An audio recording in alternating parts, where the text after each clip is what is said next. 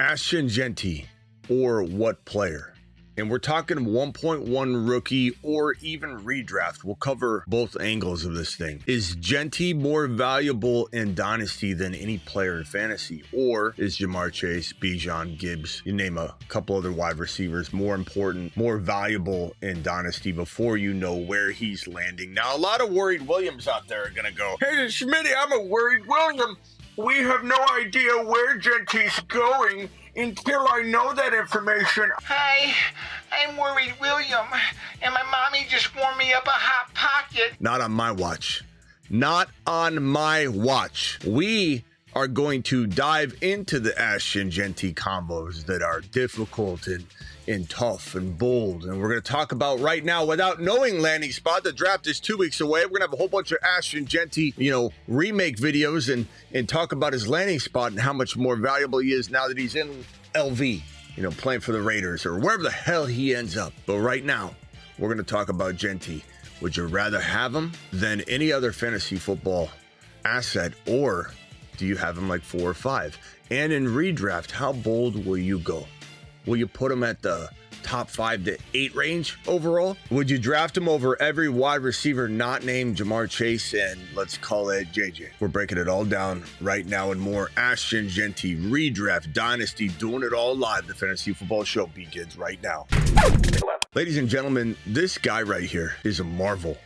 And when we talk about where we value him, Jeanty, the 1.1 right now, which the 1.1 is disrespectful to say, would you trade the 1.1, Smitty? The 1.1, do you mean would I trade Ashton Jeanty? And if there's anything that is ever guaranteed in life, there's a couple things. 1, the sun will rise. 2, the rookie 1.1 becomes more valuable the moment the NFL draft is over, because people finally cement the player into the 1.1. It's no longer, would you trade to 1.1? Even if your fantasy football draft hasn't occurred yet, even once the NFL draft is done, in that scenario, people don't say, I've got the 1.1, who wants it? They say, I've got Ashton Jeanty, who wants him? So put some damn respect on Jeanty's name. The question is, in Dynasty, let's start with Dynasty, not redraft. We'll start with Dynasty.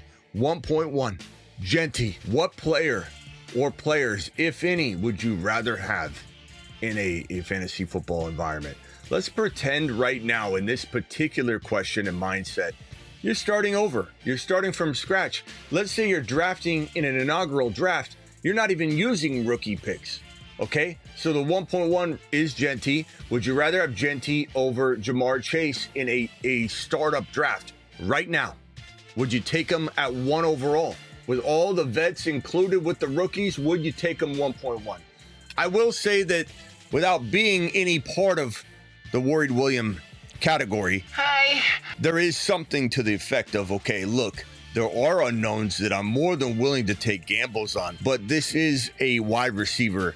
His longevity is to the moon. His ability is to the moon. His situation is glory, and he's got Joseph Cigar Smoking Burrow dropping loads for what, another decade? People are getting burrowed left and right, and people are going to remember it. Get burrowed. It's an easy call to say, look, you're taking Ja'Marr. You're taking Ja'Marr. I'm not saying that this isn't even Steven in 2026 and 2027 and 2028, but there's a greater chance that he survives and outlasts Jeanty fantasy football value-wise than Jeanty outlasts him. So that longevity part is a factor. The fact that Joe Burrow is cemented into that situation, Ja'Marr Chase is cemented into that situation. You know what you're getting. It's guaranteed. Now, should this man go into the most marvelous of situations? Let's say the Washington Commanders traded up. I'm not saying this is likely, so put down your fingertips, worried William or keyboard Clifford, and understand. I'm just painting a picture, a hypothetical, so that you understand what I'm saying. If he went to the most ideal of situations like Washington, which to me that would be ideal, Denver would be great. Why Denver? Because look, Kamara was born under Sean Payton's command, and this would be the next Alvin Kamara times 2 for Sean Payton in Denver. So if they traded up aggressively to get him, if he goes to Las Vegas, I think it's probably the best scenario of the more likely and possible scenarios. And I still have Ja'Marr Chase slightly ahead. In a Washington or Denver situation, I'd probably be torn. I'd probably come back in here so pumped that I'd be debating how even it is. But right now, I'm going to say Jamar Chase, you get the very, very, very rare Smitty approved over Jeanty moving forward, but it is rare, my friends. Very rare. We will not hand out many of these awards. You've just been Smitty approved. Now, we need to decide, is there another player out there lingering in Dynasty worlds where you would take Jeanty over said Dynasty player? And honestly, you know, the only two players that I'm even going to contemplate, I'm not talking about Barkley in a Dynasty. I'm not talking about any of those players in a Dynasty. Let's get Jamar out of here. Jamar, appreciate you, my man. Let's go right to the number one fantasy football running back from last year. His name is Jameer, and he goes by Monster, if you want to address him properly. This guy, there's a science behind it, number one. A lot of people say, Smitty, how did you know he was going to be the number one running back? How did you know this was going to happen? And I said, Al, it's all science and data and algorithms. I just, it's not like I stumbled upon the Gray's Book Sports Almanac. I did the math. I did the equations, and I'll show you one of them right here. But the continuum of the gigawatt component structure of Jahmyr Gibbs' workload divide has a megawatt offload that if you compartmentalize the component conjunction timekeeper and you flux capacitor out the continuum component megabolt, things just end up happening. And that's why Jahmyr Gibbs is a top 5 to 10 running back instead of top 6 to 10. This man, Jahmyr Gibbs, he looks better than Kamara looked coming out of college, more prepared to become Kamara. Smitty, did you just say Gibbs was more prepared to become Kamara than Alvin Kamara was prepared to become Kamara? No. So the data and science back me on this one, that he is a marvel. The question is, can Jeanty be better than him? Can he be as good? I would say this. I would say, without knowing the landing spot, again, not getting worried, William, because I'm getting bold here. I'm predicting where I'd take him right now. And I'm going through the logic and the data and the science, and we're trying to work it out and do it live. Now, Gibbs, to me, already proven, still very young, very versatile, in an amazing system. They're going to continue to throw to him. He's going to get better and better. Dare I say, for right now, it's just smart business to say, Jahmyr, I take you over Jeanty. It's very close, and I will argue this. I think that landing spot probably will give us a little bit of a bump to the point where we're calling them dead even in Dynasty. So dead even or better. So that is not lesser. We're going to give you the good old thumbs up, Jahmyr. There are very few of these awards being handed out, but you, my friend, are above or tied with Jeanty for Dynasty value. You've just been Smitty approved. Okay, so now we must go in the direction of, let's get Jahmyr. Jahmyr, appreciate your service, my boy. Bijan, I think everything we just said about Gibbs we can apply here with Bijan. I don't think we need to do a song and dance about how remarkable he is, how amazing his offense is. If you kind of gather a theme here, we have amazing offense, great quarterback, longevity, no concerns about production, no concerns about Gibbs getting into the end zone or the red zone and living there, no concerns about Bijan getting into the end zone and living near the red zone, and no concerns about Jamar Chase. I can promise you this, I'm not going to bank on a player that I don't believe has the longevity and support to get them there for the next 5-6 years like these three gentlemen have over Jeanty. So this is where I'm going to say, Bijan, first of all, I think I'm going to draw a line here. I think there's no other player I'd rather have in Dynasty over Jeanty than Jamar Chase, Bijan, and Gibbs. That means that I love lamb chops. I do. I love JJ. I love neighbors. But these secure situations mixed with having pretty much equal talent make Bijan, Gibbs, and Jamar Chase slightly advantageous over Jeanty, who we don't know where he's going. And even if he goes to LV, which is the best projected landing spot, he doesn't have the security yet. It's a good spot to outmaneuver Bijan, Gibbs, or Jamar Chase from a Dynasty value. So Bijan, you get Smitty approved. You've just been Smitty approved. And that puts Jeanty as my number 4 Dynasty running back moving forward. If drafting today, in a Dynasty startup where rookies and vets were all thrown in together, or my evaluation of the 1.1, rather. Would I rather the 1.1 or Jamar Chase, Bijan, Gibbs? I'd rather have those three. Would I rather have the 1.1, aka Jeanty, or any other player? The answer is no. You've just been Smitty disapproved. And from a redraft perspective, it does get as simple as this.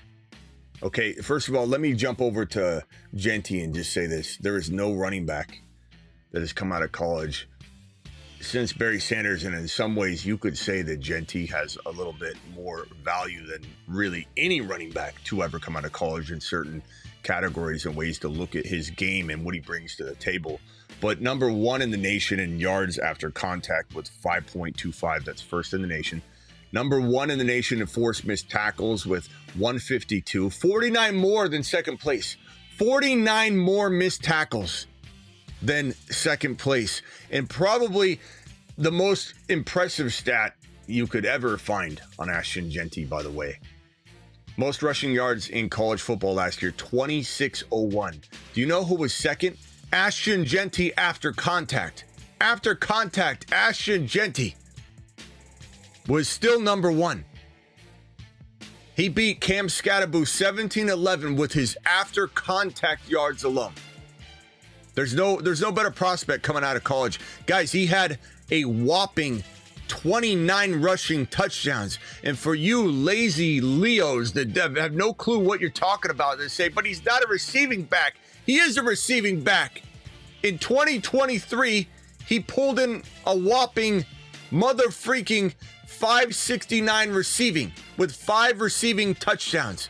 5 receiving touchdowns, 569 receiving, 43 receptions. People that say things like, oh, he's not quite as established as a wide receiver, don't know what they're talking about. 43, 569, and 5. Just because he didn't do it last year, he didn't need to. He was running 2601 and 29 TDs. He didn't have time. He didn't have time for receiving stuff, Bed Bath & Beyond, Home Depot. He didn't have time for none of it. So stop running your mouth about his receiving inability. He'll be the best receiving back maybe in the National Football League.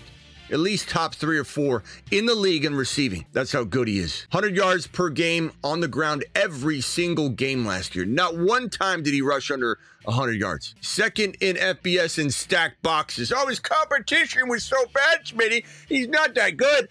Second in FBS in stacked boxes. First in FBS in percentage of his team's yardage. Stop running your mouth. So going back to Ashton Jeanty, this is very simple from a redraft perspective. Very simple. Everything I said in Dynasty obviously applies. Jamar Chase, Bijan, Gibbs, I like more than Jeanty in yearly league, non-keeper, non-dynasty, which is what redraft means for those of you in the back. I'd rather have Jeanty over every other player, but maybe JJ, CeeDee Lamb, Barkley, and then we're talking about neighbors being right neck and neck. That's where I rank Jeanty. And that's not my ceiling value. Like if his ADP, don't tell anybody, climbs to that 7-8 territory instead of that 12-13 turn, I'm all about it.